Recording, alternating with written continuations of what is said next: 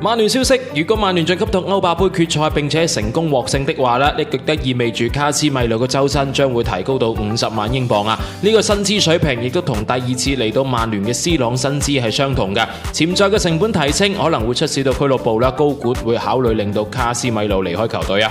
要喺小組賽階段，曼聯取得咗5場嘅勝利，每場獎金係38.5萬英鎊。另外有3場嘅平局，每場獎金係12.86萬英鎊啊！總計係獲得咗230萬英鎊。進入前8，仲令到佢哋額外獲得咗51.4萬英鎊添啊！而獎金會隨住晉級16強增加150萬英鎊，進入到1/4決賽，亦都帶嚟咗214萬英鎊。2回合淘汰里昂，亦都令曼聯額外收穫360萬英鎊嘅獎金。